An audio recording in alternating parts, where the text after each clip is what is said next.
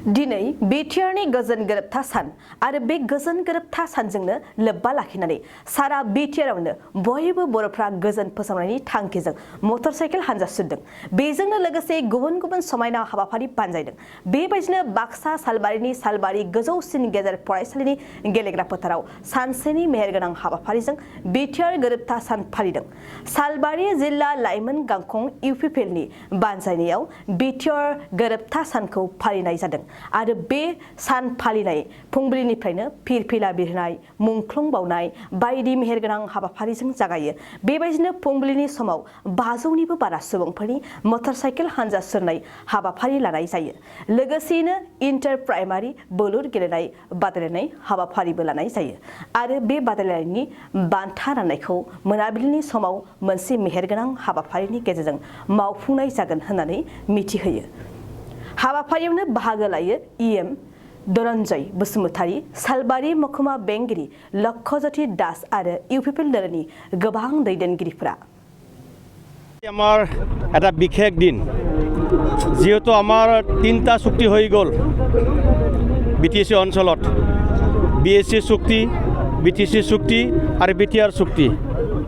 সবচে উল্লেখনীয় দিন হ'ল আজিৰ দিনটো, যেটো গোটেই বিটিচি অঞ্চলত এটা জৰ্জৰিত এৰিয়া আছিলে, মানুহৰ জীৱনৰ নিৰাপত্তা নাছিলে, সম্পত্তিৰ নিৰাপত্তা নাছিলে, কৰিব নোৱাৰিছিলে।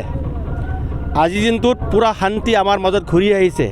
গতিকে এই শান্তিৰ কাৰণে গোটেই বিটিআৰ অঞ্চলক মই অনুৰোধ কৰোঁ, আজিৰ পৰা যাতে আজি যিটো ছেকেণ্ড চেলিব্ৰেশ্যন ডে, তাৰ পাছত আৰু কোনো দিনো যাতে হিংসাৰ জৰ্জৰিতৰ কাৰণে কোনো চিন্তা নকৰে, এক্সট্ৰিমিষ্ট জন্ম দিয়াৰ কাৰণে কোনো চিন্তা নকৰে।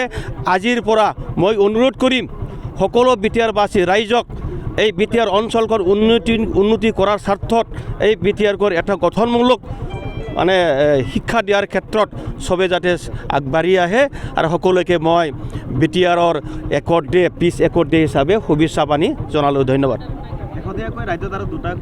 এনেকুৱা এটা মই দিন পোৱা নাই এক্সট্ৰিমিষ্ট কৰি পেলাই সারা জীৱন কোনো সমস্যা সমাধান নহয়।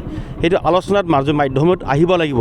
আলোচনা কৰিলেহে সমস্যাটো বুজা যায়, আলোচনা কৰিলেহে সমস্যাটো সমাধান হ'ব। গতিকে তেওঁলোককো মই অনুৰোধ কৰিম, আমি যেনেকুৱা এই অঞ্চলত পিছ আনিব পাৰিছোঁ, পিছৰ মাজতে আমি বিভিন্ন সমস্যা সমাধান কৰি ল'ব পাৰিছোঁ। সঁচা হৈছে কি তেওঁলোকে যদি আহি যদি গভৰ্ণমেণ্টৰ লগত কথা পাতে বা গভৰ্ণমেণ্টৰ লগত বহে, সমস্যাটো সমাধান হ'ব বুলি মই আশা কৰোঁ। Thank you. जोबोद गोजोननाय मोनदों। दिनै बिटिआर सुक्तिनि थामथि बोसोर माने सुक्ति फालिथाय सान। बे समाव नैबे सानाव आङो माने नैबे सालबारि सिभिल एडमिनिस्ट्रेशननि खुंनायाव दिनैहाय सालबारि कलेज गेलेग्रा फोथाराव मोनसे पाब्लिक मिटिं जागोन आरो बाइक रेलिया अलरेडि जाबाय। आरो जोंनि सालबारि साब डिभिजननि मानव गेदेर गार्जेन इएम श्रीजुत धनन्जय बसुमतारी सारा बे रेलिखौ बेखेवनानै होबाय। बेवहाय जोंनि सालबारि साब डिभिजननि एसडिअ सिभिल श्रीजुत लक्ष्यज्योति दास आरो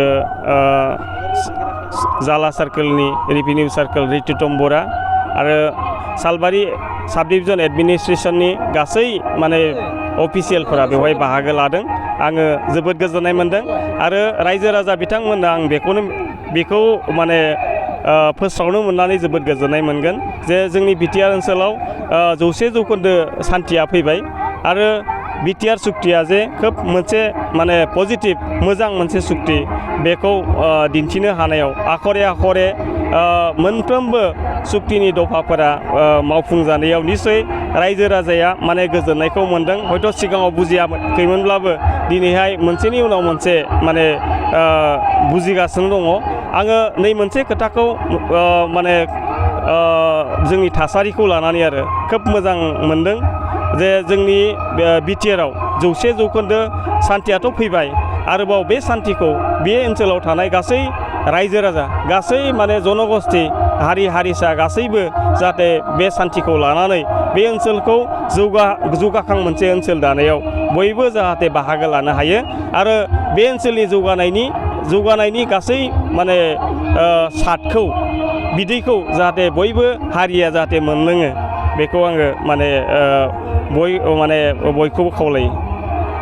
जे मोनसे खोथायाबो खोब माने गोजोनथाव जादों जे मैयाहाय 73थि जि भारतनि गणराज्य सान बे सानाव जोंनि आसामनि मानव गेदेर CM गिबि मन्त्रि डक्टर हिमन्त बिश्व शर्मा बिथाङा बिटिआर सुक्तिनि 3.1 थानाय जे गामि सोसननाय बे गामि सोसननाय जि हाबाफारि बे हाबाफारिखौ माने मावफुंनानै होयो आरो बिथाङा फोस्रावो जे जायखौ बे ओनसोलनि सानसुमैफोरा बे ओनसोलनि खायसे सुबुंफोरा बुंबाय थादोंमोन बे माने जाफुंनाय नङा बायदिसिना खोथा बुंदोंमोन बे माने मोगथां महर मोनबाय आरो बिथाङा बे गणराज्य साननि गावनि बिबुंथिनि गेजेरजों बेखौ फोसावनानैबो होबाय जे बिटिआरआ गहपुरसिम बारायबावबाय बे जोंनि थाखाय खोब मोजां मोनसे मेसेज मोजां मोनसे खोथा आरो आसा खालामदों बे ओनसोलाव थानाय